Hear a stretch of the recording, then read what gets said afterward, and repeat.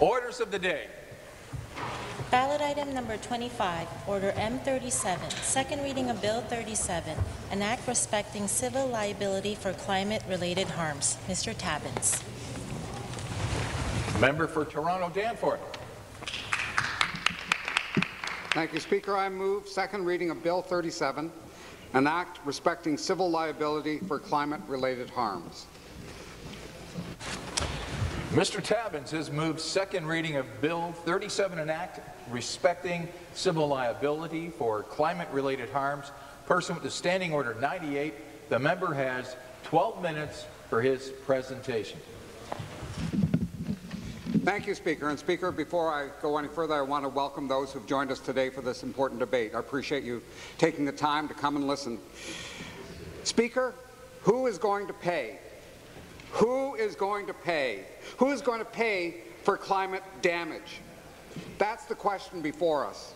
When thousands of people's basements fill up with sewage for the third time in a row after a major storm has overwhelmed the sewer system, who is going to pay?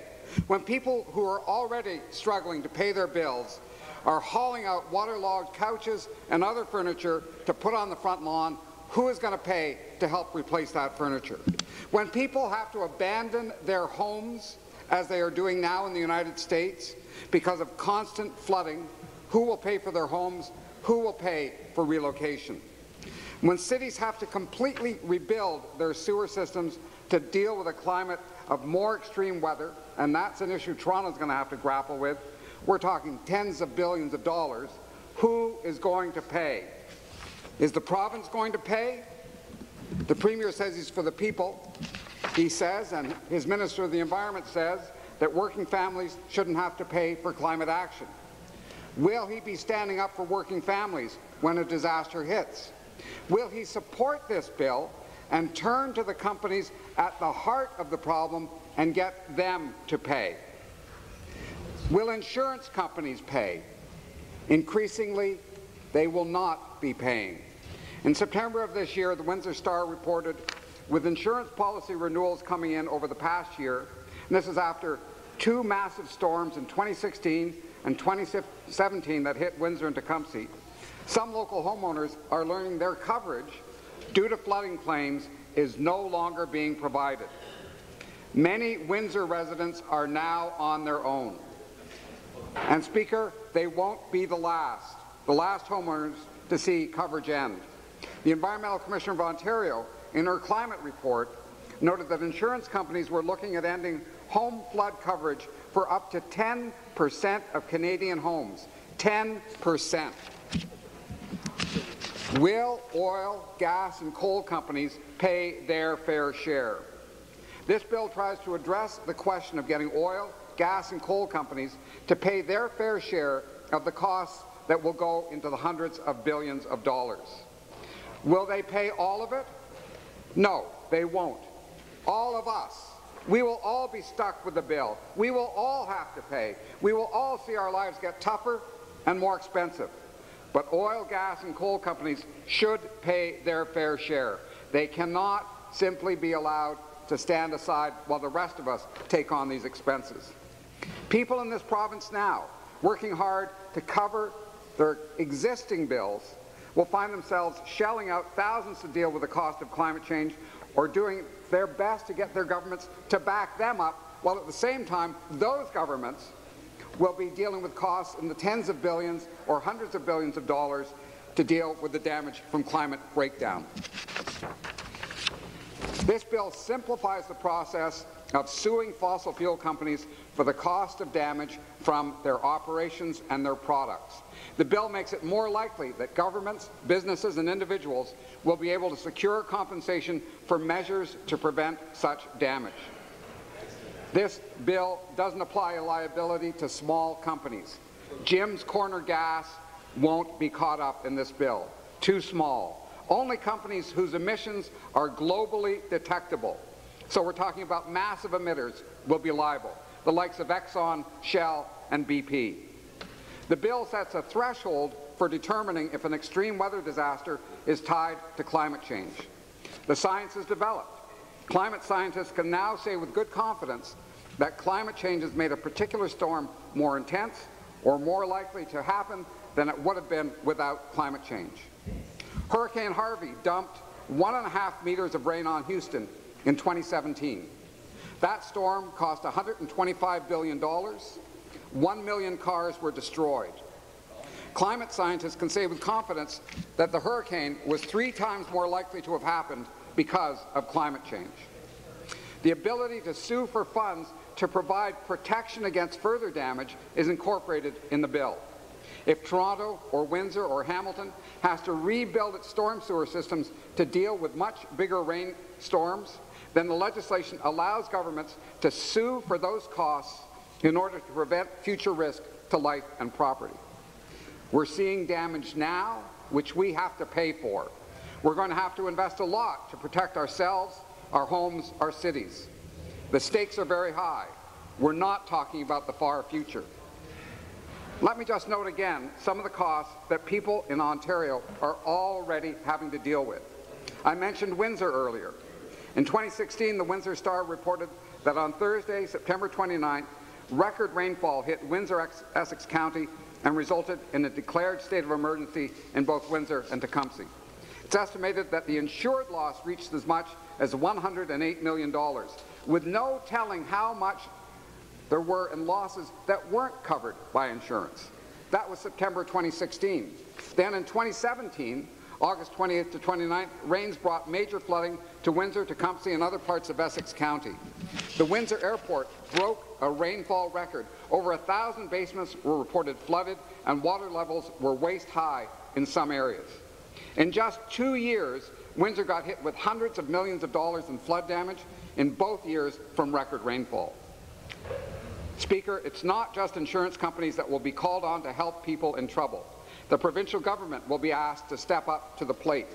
In September of 2017, my colleague from Windsor-Tecumseh, Percy Hatfield, asked Minister Morrow at that time if he was going to rewrite the conditions for disaster relief, because as things stood in Windsor, people were not getting the support and assistance that they needed. And he noted, especially for those who can no longer qualify for private insurance, increasingly a problem we're going to deal with across this province. A lot of people are not going to be able to qualify for private insurance against flooding in the future. Governments will either have to step in to help people, or eventually people are going to have to move out of those areas because they're no longer habitable. It's going to be pricey no matter which way it falls out. And it's not just Windsor that's gotten hit. CTV reported about Toronto in July of 2013. Severe storm in Toronto flooded parts of the city, knocked out power to thousands, shut down roads and sections of the city's subway system Monday, as nearly 100 millimeters of rain fell across the area in a matter of hours. At the storm's height, 300,000 people were without power. People had to be rescued from a GO train trapped by floodwaters in the Don Valley. Speaker, the insurance industry determined that the preliminary cost of that disaster was $850 million. That was one of the most expensive natural disasters in the province's history. But that, Speaker, is only a small taste of what's headed towards us if we don't see the action that's necessary. National Roundtable on the Environment and Economy earlier this decade calculated that the national cost of climate change to Canada for damages would escalate from roughly $5 billion per year in 2020 up to $91 billion per year around 2050. Governments are going to have to act, not only to prevent climate breakdown, but to put in place a mechanism for recovering damage costs from industry that is the heart of the problem. I haven't seen a calculation for what it will cost to adapt or make the investments in Ontario for the adaptation that we need, but the City of New York is engaged in a lawsuit now against major oil companies who are at the heart of this climate problem. They say that they've already committed, New York City, $20 billion to protect that city from rising seas, from more extreme weather events, and higher temperatures. So one city, $20 billion. Here in Ontario, we're looking at a very big cost. We need legislation to ensure that those companies, the fossil fuel companies, that are extraordinarily wealthy are paying their fair share of those costs. It cannot all be left to the shoulders of average Ontario families. It simply cannot be. We have a precedent for this kind of legislation. Ontario passed tobacco liability legislation a number of years ago, and many other provinces in Ontario and Canada have done the same. We've done this in part because in the United States, a group of states got together and sued Big Tobacco, and they were able to secure settlements in the hundreds of billions. In fact, an ongoing, in perpetuity payment from the Big Tobacco companies to American states to cover their health costs from tobacco of $9 billion per year. You're talking very big damages, you're talking a lot of human suffering and pain, and you're talking a lot of liability on the part of those tobacco companies. Some have argued there's a big difference between tobacco companies and tobacco company legislation and climate legislation. But in fact, the Alberta Faculty of Law has looked at this issue, said that there's great similarity, said that in fact the changes in the United States to their legislation allowing use of statistical modeling broke the dam and allowed lawsuits to actually reimburse states for the costs incurred by use of this legal product. The reality, Speaker, is that fossil fuel companies have followed the same playbook as the tobacco companies. They have denied the scientific reality, even though they themselves knew what was going on. In the New York lawsuit, they write, "For decades, defendants have known that their fossil fuel products pose risks of severe and even catastrophic impacts on the global climate through the work and warnings of their own scientists and or through their trade association, the American Petroleum Institute. Yet each defendant decided to continue its conduct and commit itself to massive fossil fuel production. This deliberate decision placed company profits ahead of human safety, well-being and property, and foisted onto the public the cost of abating and adapting to climate change. While we should not have them foisted onto us, we need to put legislation in place so we can recover costs from companies that have made so much from this industry." I have a few seconds left. I want to thank Greenpeace. I want to thank West Coast Environmental Law for the invaluable advice that they gave in the development of this bill. And I want to say to the government and to Premier Ford, you say that you stand up for working people. You say that working people shouldn't carry the burden of cost for climate action. Will you stand against these fossil fuel companies and make them pay their fair share? Thank you, Speaker.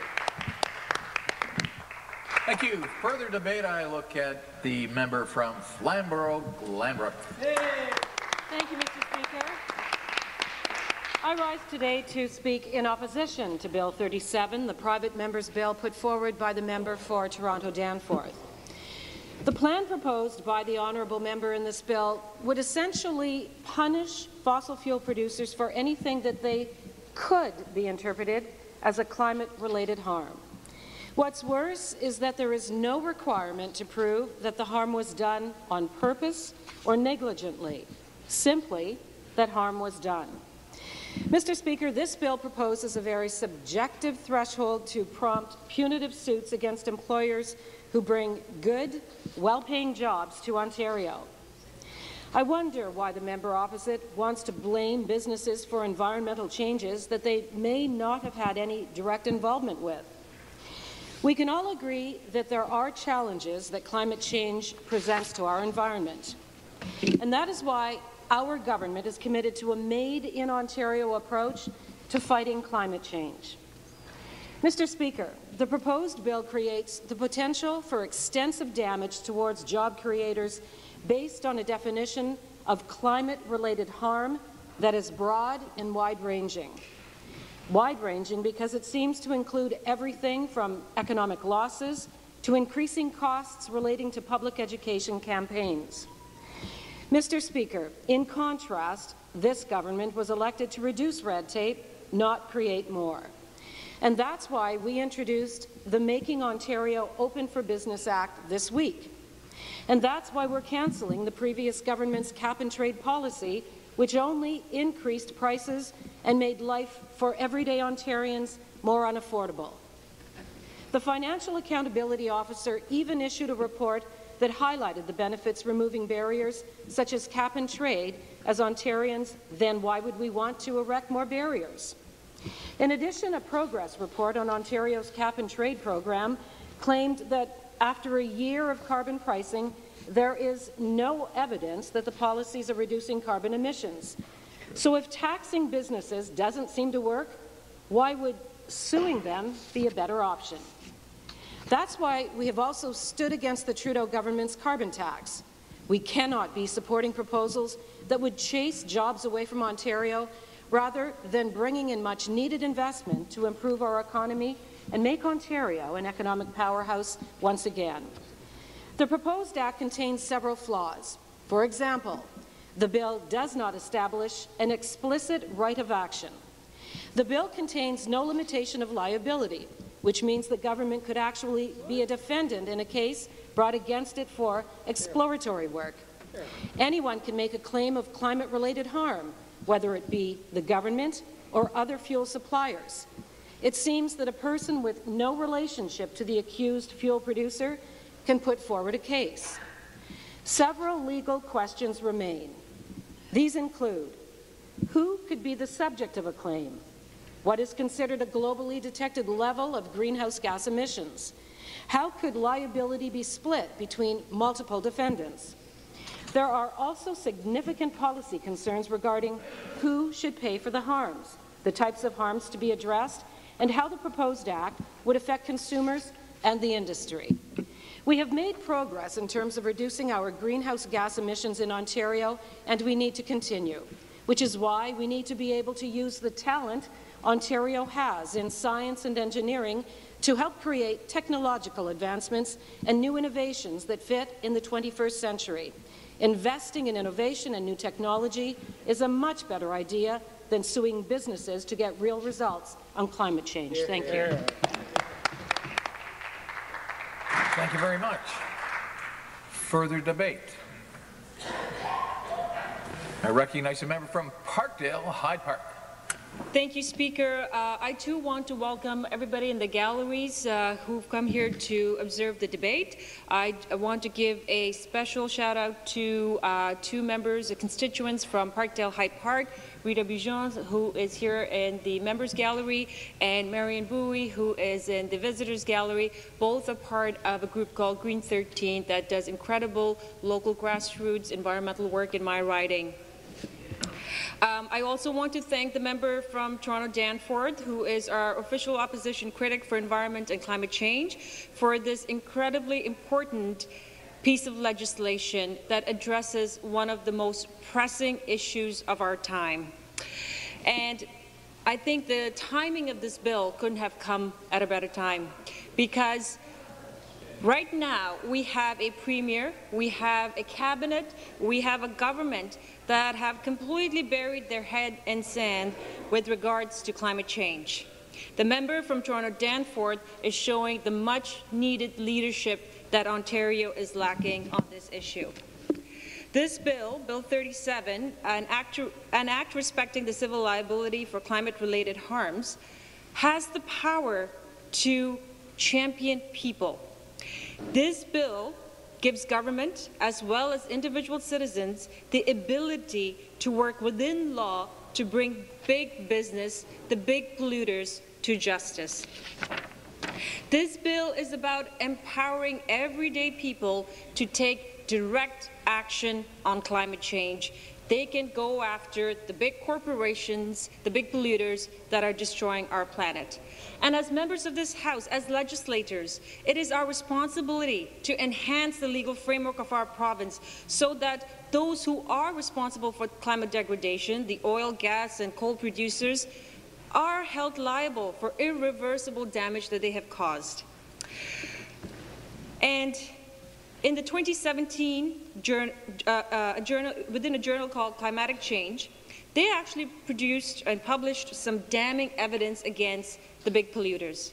Speaker, did you know that 2/3, a whole 66% of historical greenhouse gas emissions came from products and operations of just 90 companies worldwide? That's right. 90 companies are responsible for the effects of climate change that have hurt and will continue to harm billions of people on this planet. Just 90 companies are dictating and ruining the lives of a planet of 7 billion people. I don't think it's asking much for the Ford government to accept scientific evidence on climate change. We need to base our policy decisions on evidence. People, our constituents, they deserve the mechanisms and the right to sue for damages that they sustain in the hands of big polluters. One of the most important parts of this bill, I think, is also recognizing the health impacts of this bill. As providers of public health care in Ontario, because we are a public health care system here in Ontario, we have the responsibility to ensure that our health care system is not even more overburdened due to the factors of climate change. There is plenty of research, plenty of evidence to make the connections between climate change and health. In 2018, the World Health Organization published that the key social and environmental determinants of health, very basic things like clean air, clean water, sufficient food, secure shelter, these are all factors that are being harmed and affected by climate change. It is estimated that climate change causes about 250,000 deaths per year. Let that sink in. 250,000 deaths per year due to climate change. Respected leading peer-reviewed journals like Lancet, British Medical Journal, the Journal of American Medical Association, all have identified climate change as the biggest global health threat of the 21st century. And I'll explain to the members of the House how it works. When you have rising air temperatures, it has a direct effect on health. And how? When the temperature increases, so does the ability of transfer and transmission of diseases, particularly infectious diseases that are carried through vector-borne diseases. Hotter planet means more people getting sick. In Ontario, we've heard quite a bit over the last few years about the need for an Ontario Lyme disease strategy. Guess what? Diseases like Lyme disease are spread more easily when it's hotter. Asthma attacks, other breathing-related issues, they all become more frequent and more severe. Warmer temperatures also mean more pollen, worsened allergies. Warmer temperatures also mean more heat stroke. Day by day, as our planet gets hotter, more and more people experience the illnesses of those conditions. So I ask the members opposite, are you going to stand by and let the big polluters profit as the health of Ontarians get worse? The member from Toronto Danforth also talking and drought due to climate change. And here locally in Toronto and Ontario, we have witnessed the impact of more severe and more frequent climate patterns over the last, I would say, even just the last few months. So I'm running out of time. I just want to say, finally, that the Cabinet Minister for Community and Social Services has asked or is asking the federal government to pay for the costs of refugee settlement here in Ontario. Guess what? Climate change is contributing to the global refugee crisis because we have people who are forced to move from their homes due to drought, due to rising sea levels, and all of these factors are contributing to people having to migrate to different parts of the world. I would ask the minister that, if she allowed this bill to pass, she would actually, instead of the federal government, be able to get that money directly from the big polluters. So I urge each of my colleagues across the aisle to vote in favour of this bill. I think we owe it to the people of Ontario, we owe it to the children, to the future generations, to give them the tools to protect themselves, to protect our province as climate change continues to worsen. Thank you. Thank you very much. Further to the debate, I recognize a member from Ottawa West, Nepean. Thank you, Mr. Speaker. I am pleased to rise today in opposition to Bill 37, brought forward by the member for Toronto Danforth. In ancient myth, Mr. Speaker, there was a terrible man named Procrustes. Procrustes was the son of Poseidon. He owned a small inn that was situated on the road between Athens and Eleusis. Inside his inn, Procrustes had only one bed. It was a large iron bed. Many guests traveled along this road, and they would often stop at Procrustes' home for the night. Unfortunately, this night was often their last. Procrustes was ideologically obsessed with having every single person fit exactly into his bed. When his guests would fall asleep, he would strap them down, and then, using his tools, he would either stretch them to fit his bed or cut off their legs if the poor person happened to be slightly too tall. In his mind, Procrustes had a one-size-fits-all bed. Of course, over time, it came to be obvious that Procrustes was evil and wicked. In his fabled travels, the great hero Theseus killed Procrustes by stretching him on his own bed. Poetic justice in the end. As with many things from ancient times, the stories of Procrustes has come down to us in our vernacular. To this day, the word Procrustean means one size fits all. I share this story today, Mr. Speaker, because unfortunately, this bill proposed by the member opposite is entirely and unfortunately Procrustean in its composition. It would seem that in his ideological pursuit for radical climate policies, he would be more than happy to saw off the legs of the Canadian economy if his solution didn't quite fit the reality. This is a story we see far too often with the opposition NDP. On the government side, we are not quite so foolish. Just as we voted down the former Liberal government's cap-and-trade carbon tax, which hurt businesses and families, so too will we vote down this bill, which is as detached from reality as Marvin the Martian. Problems like climate change demand pragmatic governments with pragmatic solutions. That starts with three principles. 1. Balancing economic and environmental needs. 2. Finding a solution that actually solves the problem, and 3, protecting our future generations. Naturally, this bill accomplishes none of those goals. By forcing employers to pay more on their environmental outputs and making them liable for every ill that happens to befall society, we are at best driving them out of our jurisdiction and at worst driving them out of business altogether. Given the realities of our economy today, these do not seem like prudent choices. This solution also does not deal with the problem at hand.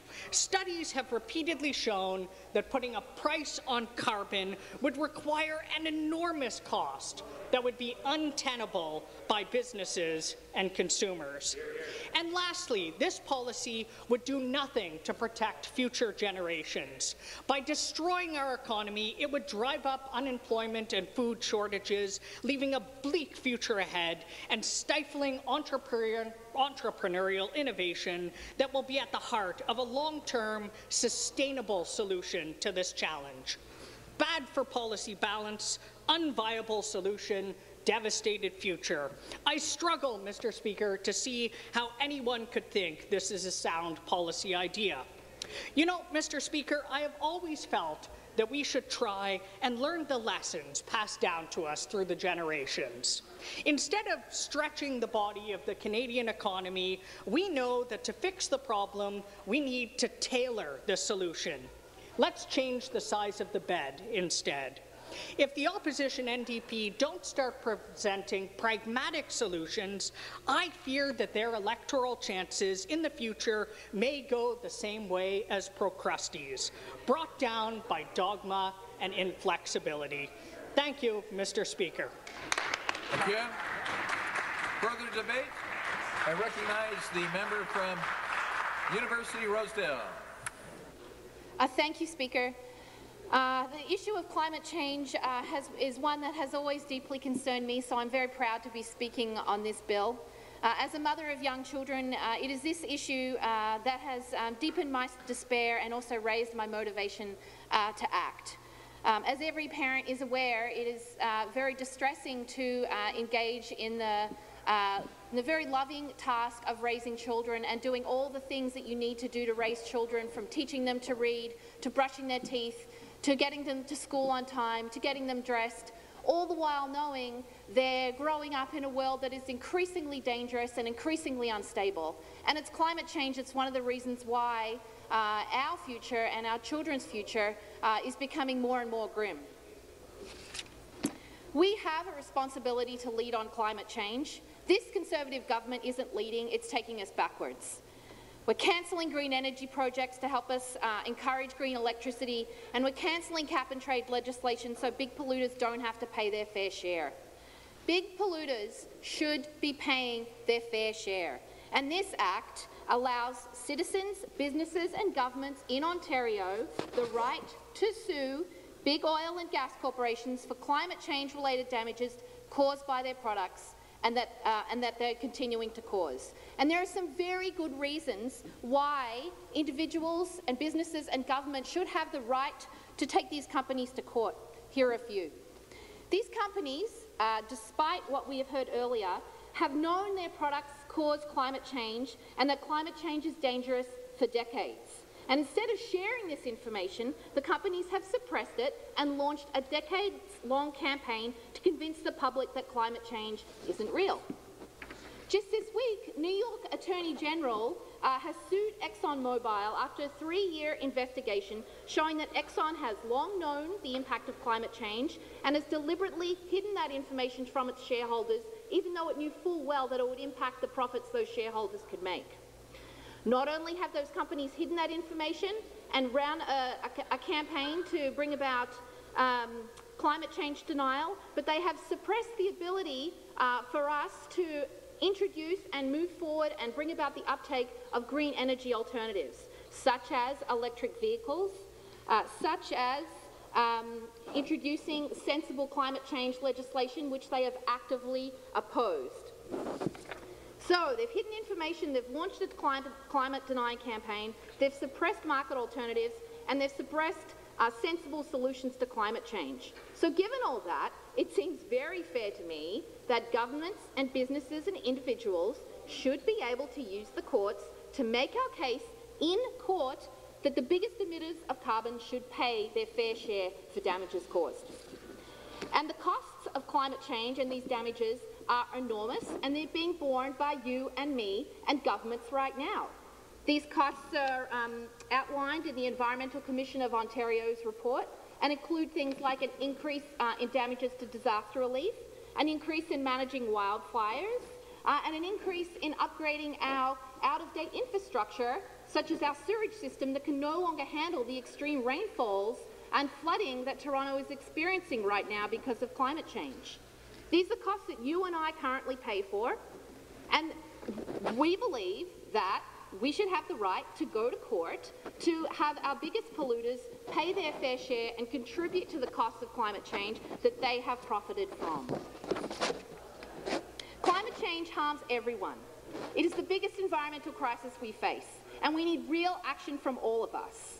That is why I support the Climate Liability Act. Thank you. Thank you very much. Further debate, I recognize a member from Peterborough, Kawartha. Thank you, Mr. Speaker. I looked up. I have to put my glasses on because I thought I recognized Ric Flair, but no, it was you. Mr. Speaker, I'm not sure how I can follow, actually, the member from Ottawa with what he was saying there, referring to Greek mythology and such. When I look at this Act, or the proposed bill, there's a few things that have jumped out to me, and I'm going to read a little bit from it. Enhanced legal tools are required so that governments, which I can agree with governments, businesses and individuals can ensure that coal, oil, and gas producers contribute their fair share. What this basically is saying is that an individual could come forward with litigation, or a business or an organization could come forward with litigation. And what we already have something in Ontario called SLAP to stop that type of legislation or that type of litigation from coming forward when it's there really to impede things. And I'd like to point out a couple of more things in the Act, or the bill as proposed. The cost of constructing, renovating, repairing, or improving infrastructure. This is a self-fulfilling prophecy. What we found in committee from one of the presenters is that the concrete industry has to use right now fossil fuels in the production of it, and yet we're going to be asking the concrete industry to be involved in the construction, renovating, repairing, and improving of that infrastructure. So we're going to sue the fossil fuel industry, and then we're going to require the fossil fuel industry to contribute once again, which allows us to sue them one more time as we continue going through that. So doing those types of repairs that we know we're going to have to do, preposterous. It just continues to perpetuate and adds to those lawsuits for that industry. Interestingly enough, in Ontario, we have about a $125 million industry in mining of fossil fuels, or pulling fossil fuels out of the ground. That industry would leave Ontario under this. It would, in essence, reduce some of the greenhouse gases, but it wouldn't be reducing them the way that the member is intending. It would be reducing them by removing that industry from this province. Shame. Once the industry is removed from the province, who then would we sue in this province? Because we wouldn't have jurisdiction to sue outside of the province. So it's really one of these cases where the unintended consequences of this bill make it completely unworkable. I admire the member for trying to think outside of the box and come up with a solution, but he was there hearing all of those witnesses. He would know that there are other solutions to it. Thank you very much, Mr. Speaker. Hear, hear. Thank you. The member from Toronto Danforth has 2 minutes to reply. So little time, so much to say. Thank you, Speaker. First, I want to thank the members from Flamborough, Glanbrook, Parkdale High Park, Ottawa West Nepean, University Rosedale and Peterborough Kawartha for commenting on this bill. It's extraordinary to me, Speaker. I had no idea that this government was to the right of the Republican Party in the United States, but today I have found out that that is the case. Because people will be aware that the tobacco liability lawsuits that went on in the United States were in fact largely led by Republican attorneys general who were saying this legal product is causing substantial financial and health damage, and we need to recover money. They didn't go on about, gee, maybe tobacco companies won't continue selling tobacco. They said, our people, our states are being damaged, and we want to recover costs from them. So I'm impressed that you make the Republicans look to the left. I laud you for your honesty and directness. The other thing that's extraordinary to me is when I was on Toronto City Council in the 90s, head of the Board of Health, I was pushing for smoke-free bars and restaurants. And exactly what I've heard today is what I heard then. The fact that you could go into a cancer ward and watch people in their last hours because they've been exposed to tobacco, because tobacco companies had lied about their products, was of no consequence to them. The fact that people were dying in Toronto was of no consequence to them. And clearly, the fact that Ontarians will be bankrupted individually, that people will lose their lives, is of no consequence to this government. Speaker, we face costs in the tens or hundreds of billions of dollars and disruption of our lives. If the companies that are at the heart of this, who have moved heaven and earth to stop action on climate change, are allowed to keep every penny, the people of this province, already facing financial difficulties, will face huge burdens in the years to come.